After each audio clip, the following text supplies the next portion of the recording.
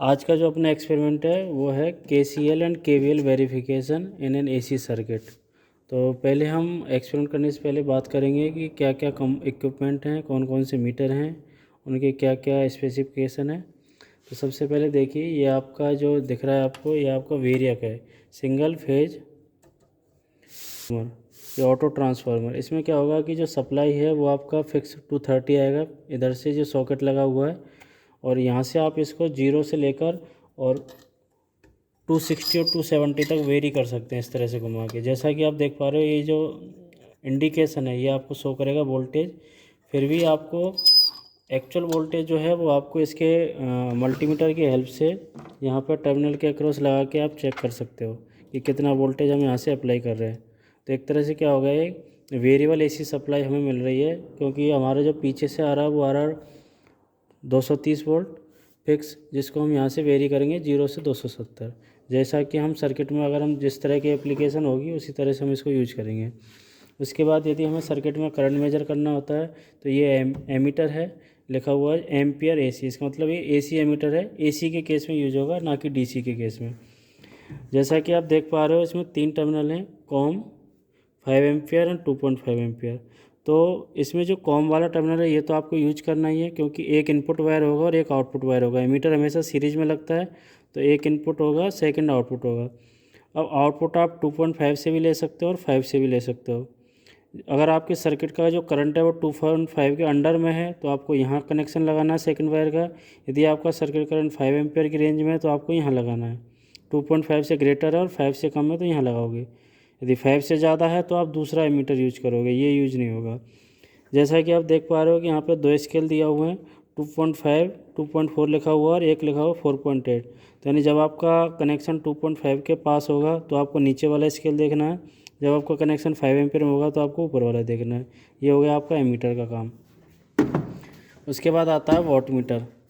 जैसा कि आप मैनुअल में देख पाओगे, एमीटर के 4 टर्मिनल दिए हुए होते हैं, M, एक होता है L, एक होता है C जिसको लिखा होता है कॉम, और एक होता है V की यहाँ पे आपके पास 3 पॉसिबिलिटी हैं, 150, 300 एंड 600। तो ये जो 4 टर्मिनल है उनका कनेक्शन कैसे करना है, जो आपका M होता है वो होता है मेन लाइन, यानी जो सप्लाई से वायर आएगा वो आपका जाएगा M में। M के बाद आपका जो L जो होता है वो होता है लोड साइड, यानी L से जो वायर निकल के वो आगे की तरफ जाएगा जहाँ पर हमने लोड कनेक्ट किया है। M और C को हम शॉर्ट करते हैं, M और C के बीच में हम एक वायर लगाएंगे और उसको आपस में कनेक्ट कर देंगे।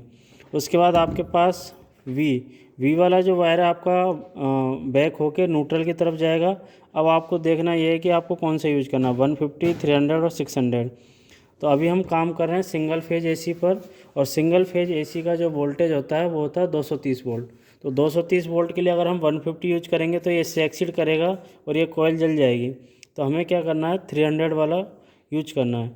तो सिंगल फेज AC के लिए हम कौन सा यूज करेंगे, 300। उसके बाद इसमें देखिए आप, जैसा कि आप स्क्रीन पर देख पा रहे हो, यहाँ स्क्रीन पर लिखा हुआ 2.5/5 एम्पियर। इसका मतलब यह है कि ये जो वॉट मीटर है 2 करंट रेंज में काम करेगा, 2.5 एम्पियर में और 5 एम्पियर में भी। बस हमें इसके कनेक्शन को थोड़ा सा चेंज करना है। तो जैसा कि आप देख पा रहे हो यहाँ पे 4 टर्मिनल दिखे हुए हैं आपको, 1, 2, 3 एंड 4। इन पर मार्किंग भी है, B1, ये B2, ये आपका E2 और ये आपका E1। यदि जैसा कि आप देख पा रहे हो ये स्ट्रिप्स जो लगी हुई हैं ये वाली, अगर ये स्ट्रिप्स इस तरह से सीरीज में है तो इसका मतलब समझिए कि ये 2.5 एम्पियर में काम करेगा, यानी लो रेंज में काम करेगा। ज़रूरी नहीं है कि हर मीटर के पास आपको 2.5/5 दिखे, कि आपको हर मीटर के पास 2.5/5 दिखे। यहाँ पे कहीं पे 1/2 भी हो सकता है, यहाँ पे 5/10 एम्पियर भी हो सकता है। तो इसका मतलब क्या है कि जब सीरीज कनेक्शन होगा तब वो लो रेंज में काम करेगा। लो रेंज क्या है यहाँ पे, 2.5 एम्पियर। यदि हमें इसी वॉट मीटर को 5 एम्पियर में यूज करना है, यदि सर्किट की करंट 5 एम्पियर है तो हम क्या करेंगे, बस इस स्ट्रिप को थोड़ा सा लूज करना है, पूरा नहीं निकालना है इसको। सारे जितने भी ये टर्मिनल से इनको थोड़ा थोड़ा सा लूज करना है और इस तरह से इसको पैरेलल में कनेक्ट कर देना है। जैसा कि आप देख पा रहे हो ये और ये कनेक्ट होगा और ये कनेक्ट हो चुका है, यानी पैरेलल कनेक्शन हो गया। तो जब पैरेलल होगा तब इसकी रेंज हो जाएगी 5 एम्पियर। पहले जब ये सीरीज था तो इसकी रेंज थी 2.5 एम्पियर।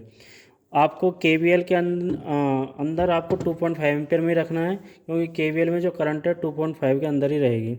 उसके बाद हम नेक्स्ट चलते हैं। ये आपका इंडक्टर है जिसके 2 टर्मिनल दिए हुए हैं। ये आपका कैपेसिटर है, इसके अंदर 2 कैपेसिटर हैं, एक 10 माइक्रोफैरड का और एक 20 का। आप कोई भी यूज कर सकते हो, और 20 यूज करना तो आप यहाँ लगाओगे वायर, 10 यूज करना तो आप यहाँ वायर लगाओगे। उसके बाद आता है रियोस्टेट। जैसा कि रेजिस्टेंस है, ये एक पूरी रेजिस्टेंस ट्यूब है जिसका टोटल रेजिस्टेंस है 290 ओम, और इसके ऊपर लिखा हुआ है जैसा कि आप देख पा रहे हो 2.8 एम्पियर एंड 290। इसका मतलब है कि ये जो रियोस्टेट है वो 2.8 एम्पियर करंट विदस्टैंड कर सकता है, और जिसकी रेजिस्टेंस वैल्यू है 290 ओम। इससे ज़्यादा अगर इसमें करंट फ्लो कराएंगे तो ये जल सकता है इसका वायर। अब इसमें देखिए आपको 3 टर्मिनल दिखेंगे। तो आपने देखा जैसे कि रियोस्टेट, तो इसके अंदर 3 टर्मिनल हैं, 1, 2 और एक टर्मिनल आपको इस साइड में दिखेगा, ये वाला। तो जब आप ये लोअर टर्मिनल, ये वाला और इधर वाला लोअर टर्मिनल, ये जब आप ये दोनों टर्मिनल यूज करोगे तो आपका जो फुल रेजिस्टेंस है वो सर्किट में इंक्लूड हो जाएगा, फिर ये वेरिएबल नहीं रहेगा।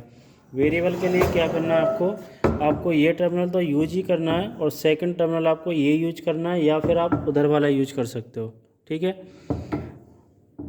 इनमें लगाने पे क्या होगा, एक इनपुट वायर यहाँ, आउटपुट यहाँ, तो आपका ये जो रेजिस्टेंस है वेरिएबल होगा। किस तरह से होगा कि यहाँ से आपका करंट फ्लो होगा इसमें, और ये आपका टच है यहाँ पे। अगर आपका रिटर्न वायर इस जगह है तो इतना रेजिस्टेंस सर्किट में इंक्लूड होगा, ये वाला यहाँ से लेके यहाँ तक।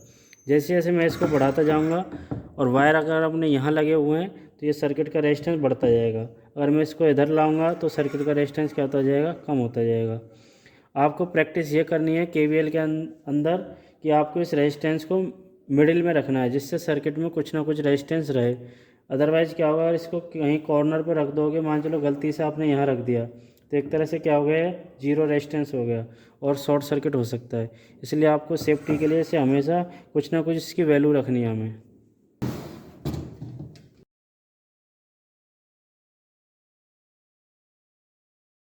जैसा कि आप देख पा रहे हो, ये आपका केवीएल का सर्किट डायग्राम है, जिसमें ये जो पोर्शन है ये आपका वेरियक है। वेरियक से आपका वायर जा रहा है एमीटर में, एमीटर से आपका वायर कहाँ जा रहा है, वोट मीटर के एम में, फिर वोट मीटर के एल से वायर जा रहा है आपका इंडक्टर में, इंडक्टर या कैपेसिटेंस, उसका वायर जा रहा है आपका रियोस्टेट में, और रियोस्टेट का जो सेकंड वायर है वो लौट के कहाँ जा रहा है आपका न्यूट्रल में, और ये जो आपका वी है वोट मीटर का, ये भी आपका कहाँ जा रहा है, न्यूट्रल में। तो इसी तरह से हमें यहाँ पे कनेक्शन करना है। तो ये देखिए यहाँ पे ये हमारा वेरियक का एक वायर निकला, वो हमने लगा दिया कॉम में। फिर एमीटर का जो सेकंड वायर है, क्योंकि एमीटर हमेशा सीरीज में लगता है, तो एमीटर से वायर हमने लगा दिया कहाँ, एम में। एम के बाद जो फिर जो एल है, एल से वायर आपका जा रहा है इंडक्टर में। इंडक्टर्स का जो सेकंड है वो जा रहा है आपका रियोस्टेट में। उसके बाद रियोस्टेट का जो सेकंड वायर है वो आप देख पा रहे हो कि वो हमने कहाँ लगा दिया है, न्यूट्रल पर, रियोस्टेट का सेकंड। और मैंने आपको बताया था कि जो वॉट मीटर का वी है वो भी आपका न्यूट्रल से कनेक्ट होगा। तो जैसा कि आप देख पा रहे हो, ये आपका न्यूट्रल से और ये आपका वी कनेक्ट होगा, और वी मैंने लगाया है 300 में, ठीक है। अभी आपने देखा होगा कि एक कनेक्शन और मिसिंग है। जैसा कि आप देख पा रहे हो, एम और सी के बीच में एक लाइन खींची हुई है, इसका मतलब यहाँ एम और सी के बीच में शॉर्ट सर्किट है। तो ये आपका एम, ये आपका सी। तो मैंने क्या किया, यहाँ पर एक वायर और लिया है, और इसको हमें क्या कर देना है, आपस में कनेक्ट कर देना है, जिससे क्या होगा कि एम और सी आपके कनेक्ट हो जाएंगे। अभी आपका कनेक्शन एकदम परफेक्ट है। अभी आपको क्या करना है, पहले श्योर करना है कि आपका वेरियक 0 पे होना चाहिए। वेरियक आपका 0 पे है। उसके बाद हम क्या करेंगे, सप्लाई ऑन करेंगे। सप्लाई ऑन करने के बाद हमें, जैसा कि मैनुअल में लिखा हुआ है, यहाँ से आपको एक 200 पर रीडिंग लेनी है, उसके बाद आपको एक 210 पर, और एक आपको 230 पर। आप कोई भी ले सकते हो, 3 रीडिंग लेनी है। आपका जो मैक्सिमम वोल्टेज है वो आपका 230 होना चाहिए। तो जैसा कि मैं यहाँ पे देख रहे हो, अब मैं एकदम धीरे धीरे यहाँ पे वोल्टेज को बढ़ा रहा हूँ ग्रेजुअली, और इसको मुझे कितना करना है, 200। तो जैसा कि आप देख पा रहे हो, यहाँ से मैंने मल्टीमीटर की हेल्प से और वेरियक की हेल्प से मैंने यहाँ पे वोल्टेज सेट कर दिया 200। तो जो भी वोल्टेज है वो एग्जैक्ट आपको नोट करना है। तो ये तो आपका हो गया क्या, वी एस सप्लाई वोल्टेज। जैसा कि आपको जो ऑब्जर्वेशन टेबल है उसमें क्या क्या लिखना है, सप्लाई वोल्टेज, वी एल होता है voltage across L, V R है वोल्टेज अक्रॉस रेजिस्टेंस, आई आपका एमीटर से आ जाएगा, और डब्ल्यू आपका वॉट मीटर से आ जाएगा। तो मैंने आपका VS आपको बता दिया 200 है। उसके बाद मैं इस लीड को यहाँ लगाऊंगा, क्योंकि वोल्ट मीटर हमेशा पैरेलल में लगता है। तो मैंने इसको L के क्रॉस लगा दिया। तो जैसा कि आप देख पा रहे हो यहाँ 167 वोल्टेज आया है। उसके बाद VR चेक करने के लिए हम जहाँ जहाँ पे हमारे R के वायर कनेक्टेड हैं वहीं पे हम लगा देंगे। तो जैसा कि आप देख पा रहे हो इसका वोल्टेज आया 96। उसके बाद हम आ जाते हैं एमीटर के पास। एमीटर में जैसा कि हमने बताया था कि 2.5 एम्पियर में लगाया है, तो हम नीचे वाला स्केल देखेंगे इसका। तो जैसा कि आप देख पा रहे हो नीचे वाले स्केल में लिखा हुआ है 0.6 एंड 1.2। तो हमें 0.6 वाला नीचे वाला स्केल देखना है। तो ये करंट है लगभग 0.66, क्योंकि 0.6 और 0.8 के बीच में ये 0.7 है, और इन दोनों के बीच में 5 लाइन का डिफरेंस है। तो एक लाइन हो गया 0.02 की। तो ये हो गया आपका 0.66 एम्पियर। अब आपका एमीटर हो चुका है। अब आ जाते हैं वॉट मीटर पर। वॉट मीटर में देखिए आपका जो है 0 से 50 के बीच में आपको 5 लाइन्स दिखेंगी। तो एक लाइन कितना का होगा 10 का। तो यहाँ पे जो वॉट मीटर की रीडिंग है वो है आपका 30 एंड 5, दिस इज़ 35 वॉट। अभी आपको देखना है इसका फैक्टर कितना होगा। तो फैक्टर के लिए आपको क्या करना है, फैक्टर के लिए हम इसका जो बॉटम में एक स्लिप लगी हुई है वहाँ से आप देख सकते हो। जैसे कि यहाँ देखिए लिखा हुआ है करंट 2.5 एम्पियर एंड 5 एम्पियर, और वोल्टेज लिखा हुआ है 150, 300, 600। तो अभी हमारा जो कनेक्शन है उसका कन्फिग्रेशन क्या है, 2.5 एम्पियर में तो करंट लगाया हमने और 300 में वोल्टेज। तो जैसा कि आप देख पा रहे हो यहाँ पे कितना फैक्टर है 2। यदि यही हमारा 5 एम्पियर होता और 300 वोल्ट होता तो आपको फैक्टर हो जाता 4। तो यहाँ से फैक्टर देख के आपको जितनी रीडिंग आई है उस रीडिंग को आपको 2 से मल्टीप्लाई कर लेना है। अभी इसी एक्सपेरिमेंट का नेक्स्ट पार्ट है आपका KCL वेरिफिकेशन। अभी हमने KVL वेरीफाई किया था, यानी जो सप्लाई वोल्टेज है वो जो है फेजर सम है VL एंड VR का। अभी हम यहाँ पे प्रूव करेंगे कि आपका जो टोटल करंट है सप्लाई करंट वो आपका फेजर सम है IL और IR का। तो इसमें सर्किट में क्या करना है, हमें यहाँ पे 2 एमीटर और एडिशनल जोड़ने हैं और सर्किट को पैरेलल में बनाना है, क्योंकि जो करंट डिवाइड होते हैं वो पैरेलल में होती है, सीरीज में करंट आपका सेम रहता है। तो जैसा कि आप देख पा रहे हो ये आपका वेरिएक है। वेरिएक के बाद ये आपका वेरिएक से जो वायर निकल के जा रहा है ये आपका एमीटर में जाएगा, एमीटर से आपका ये वॉट मीटर में। अभी यहाँ से देखिए आप कि इस L से जो है 2 वायर निकलेंगे, एक तो आपका इस एमीटर में जाएगा और दूसरा आपका इस एमीटर में जाएगा। ठीक है, जैसा कि आप देख पा रहे हो L से हम 2 वायर निकालेंगे, एक इसमें भेज देंगे और एक इसमें भेज देंगे, क्योंकि सेम पॉइंट पर कनेक्टेड है सारे। उसके बाद एमीटर का जो सेकंड है वो हम R में भेज देंगे और एक एमीटर का सेकंड हम L में भेज देंगे। और यहाँ पे ध्यान रखना है कि ये वाला जो एमीटर है R वाला वो 2 एम्पियर में लगाना है, और जो L वाला एमीटर है वो हमें 1 एम्पियर में लगाना है। उसके बाद R और L का जो सेकंड पॉइंट्स हैं उनको हम क्या करेंगे, शॉर्ट करेंगे, और जो जहाँ से हमने शॉर्ट किया उस कॉमन पॉइंट को उठा के हम कहाँ भेज देंगे, न्यूट्रल में। उसके बाद V का पॉइंट भी हम न्यूट्रल में भेज देंगे वॉट मीटर का। ये तो हम पहले ही कर चुके हैं, बस इतना सा चेंज करना है कि पैरेलल करके इसको न्यूट्रल लगा देना है। और इसमें ध्यान रखना है कि हमें सप्लाई जो देनी है वो 130, 140 एंड 150 वोल्ट देनी है केवल। अभी हमने 230 तक दिया था सीरीज में, पैरेलल में आपको 150 तक ही देना है। तो अभी आइए एक्चुअल सर्किट की तरफ। तो यहाँ से देखिए हमने सप्लाई से एक वेरिएक से एक वायर निकाला, वो हमने एमीटर में लगा दिया। एमीटर से आपका चला गया वॉट मीटर के M में, M और C को मैंने शॉर्ट कर दिया है। अभी मैंने बताया था जैसा कि आपको सर्किट में कि इसके L से हमें 2 वायर निकालने हैं, वॉट मीटर के L से 2 वायर निकलेंगे, एक आपका इस एमीटर में गया हुआ है और दूसरा आपका इस एमीटर में गया हुआ है। अब इस एमीटर का जो सेकंड वायर है जैसा कि आप देख पा रहे हैं 1 एम्पियर पर लगाया हुआ। मैंने बताया था कि इंडक्टर का जो करंट है वो आपको 1 एम्पियर में लगाना है।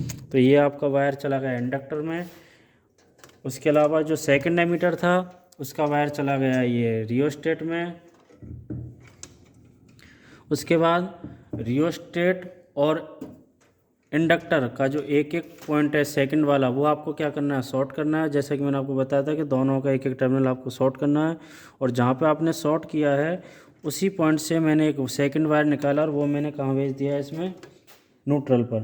ठीक है, उसके अलावा जो वॉट मीटर का जो V है वो भी मुझे न्यूट्रल पे लगाना है, लेकिन इस बार ध्यान ये रखना है कि पहले हमने 300 पे लगाया था, अभी हमारा जो वोल्टेज है मैक्सिमम 150 है, तो हम इसको 150 में लगाएंगे।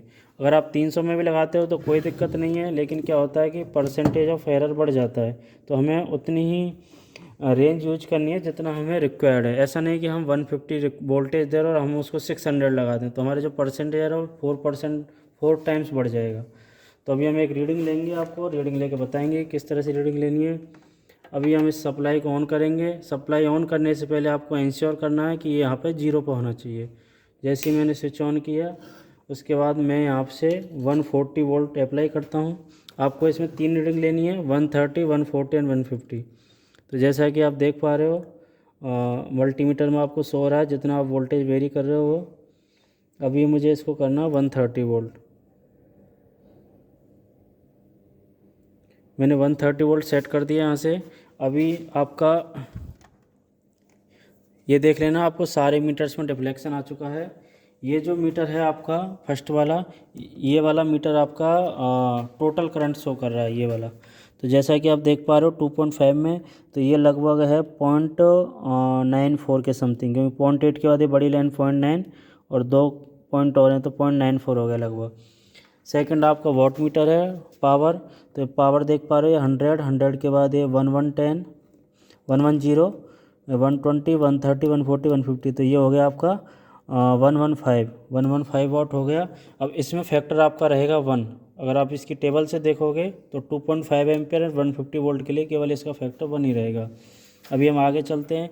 ये आपका जो एमीटर है ये शो कर रहा है आपका IL, इंडक्टर की करंट। तो जैसा कि आप देख पा रहे हो यहाँ पे ये स्केल है 0.2 और 0.3 के बीच में 10 लाइन्स हैं। तो एक लाइन 0.01 का हो गया, तो ये हो गया आपका 0.26 एम्पियर IL। अभी हम नेक्स्ट चलते हैं IR। जैसा कि आप देख पा रहे हो IR की वैल्यू है आपकी 0.42। लेकिन आपको इसमें ये याद रखना है कि हमने ये जो कनेक्शन किया है वो 2 एम्पियर में किया है। जैसे कि आप देख पा रहे हो वायर आपका 2 एम्पियर में लगा हुआ है और आपका जो स्केल है वो आपका 1 एम्पियर के लिए दिया हुआ है। तो 2 के लिए आपको क्या करना है, जस्ट डबल कर देना है। तो 0.42 का डबल करेंगे 0.84 आ जाएगा। जबकि L वाले केस में ऐसा नहीं था। L वाले केस में हमने जो एमीटर लगाया वो हमने 1 एम्पियर पर लगाया है। तो 1 एम्पियर के लिए स्केल नीचे वाला सेम दिया हुआ है। अगर हम 2 में लगाते हैं तो हमें इस स्केल को 2 से मल्टीप्लाई करना पड़ेगा। KCL